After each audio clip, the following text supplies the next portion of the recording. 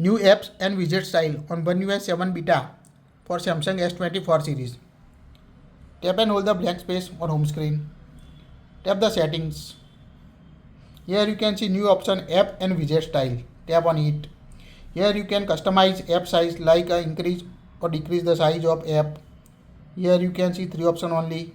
Here now you can see change the app size. To decrease the size again tap and hold the blank space. Tap the settings. App and widget style. Here you can set the size from home and app screen. Also enable app label, so you can see the app label on the application name.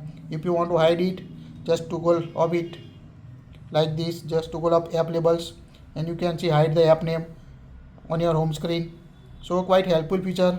You can also see other settings.